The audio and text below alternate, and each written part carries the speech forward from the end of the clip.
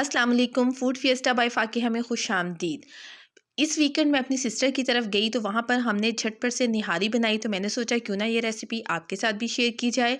तो आज हम बना रहे हैं मटन की निहारी, जो कि है बोंग के गोश्त के साथ। और ये झटपट से इसलिए बनती है क्योंकि हमने इसको बाज़ार के मसाले के साथ तैयार किया है। तो चलिए शुरू करते हैं आज की रेसिपी। सबसे पहले मैंने एक कुकर लिया है जिसके अंदर मैंने 4 टेबल स्पून ऑयल ऐड किया है और इसके अंदर मैं अदरक और लहसुन का पेस्ट 1 टेबल स्पून भर के शामिल कर दूंगी।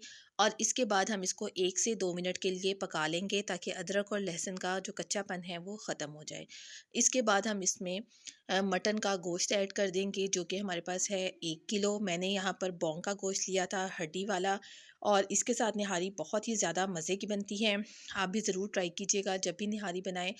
तो गोश्त के जो पीसेस होते हैं उसके साथ हड्डी वाला गोश्त जो है वो ज़रूर इसमें शामिल कीजिएगा, उससे शोरबा बहुत ही ज़्यादा मज़े का बनता है। और यहाँ पर हम इसको 3 से 4 मिनट के लिए भूनेंगे कि मटन के ऊपर वाइट कलर आ जाए। और उसके बाद फिर हम इसके अंदर मसाला ऐड कर देंगे, जो कि मैंने पैकेट वाला मसाला यूज़ किया था, शान निहारी मसाला। ये डालने के बाद हम गोश्त को अच्छी तरह से भून लेंगे, लेकिन यहाँ पर हमने चूल्हे का फ्लेम स्लो रखना है क्योंकि मसाला ऐड करने के बाद जो है वो जल सकता है, इसलिए हल्की आंच पर हम इसको भूनेंगे। और 3 से 4 मिनट जब अच्छी तरह से हमारा मसाला और गोश्त जो है वो भून जाएगा, तो फिर हम इसके अंदर पानी ऐड कर देंगे। पानी मैं यहाँ तकरीबन 1 लीटर इसमें शामिल कर रही हूँ, जिसके अंदर गोश्त भी हमारा गल जाएगा और इसके अंदर इतना पानी रह जाए जिसके अंदर हम ग्रेवी जो है वो बना सकें। और देखें कितना प्यारा इसका कलर आया है, इसके ऊपर ऑयल भी आ चुका हुआ है। हम यहाँ पर इसको एक दफ़ा मिक्स करेंगे अच्छी तरह से और उसके बाद हम कुकर का ढक्कन लगा देंगे। वेट लगाकर हम इसको 15 मिनट के लिए अच्छी तरह से गला लेंगे। जब जो है वो सीटी इसकी बजते हुए 15 मिनट गुजर जाएं, तो फिर हम जो है वो ढक्कन खोलेंगे और उसके बाद हम चेक करेंगे कि गोश्त जो है वो कितना गल चुका हुआ है। निहारी में गोश्त अच्छा गला हुआ ज़रूर होना चाहिए क्योंकि उसके बगैर फिर निहारी जो है वो मज़े की नहीं लगती है। यहाँ पर देखें 15 मिनट हो चुके हुए हैं विसल बजते हुए। तो अब हम इसको चेक करते हैं कि गोश्त जो है वो गल चुका हुआ है या नहीं। तो हमारा जो गोश्त है वो बिल्कुल टेंडर हो चुका हुआ है, नरम हो चुका हुआ है। लेकिन देखें इसने हड्डियाँ नहीं छोड़ी हैं। ये नरम होना चाहिए लेकिन हड्डियों से अलग नहीं होना चाहिए है। तो इसके बाद अब यहाँ पर हम इसके ऊपर जितना भी ऑयल आया हुआ है ये सारा का सारा अलग बर्तन में निकाल लेंगे, क्योंकि जब हम निहारी में आटा ऐड करेंगे तो फिर ये सारा ऑयल जो है ये गायब हो जाता है। तो उसका फिर निहारी का कलर जो है वो अच्छा नहीं आता है। यहाँ पर हम सारा जो ऑयल है, तरी जो है वो हमने निकाल ली है।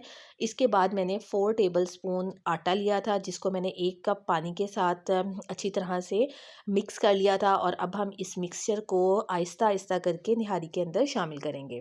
एकदम से आपने सारा मिक्सचर निहारी में शामिल नहीं करना है, उससे फिर गुठलियाँ बनने का ख़तरा होता है। तो इसलिए आप इसको आहिस्ता-आहिस्ता से डालते जाएँ और निहारी जो है उसको पकने दें। और जैसे-जैसे निहारी पकेगी तो ये गाढ़ी होती जाएगी। जितनी गाढ़ी आपको रिक्वायर्ड है आप उतनी गाढ़ी जो है वो ये कर सकते हैं।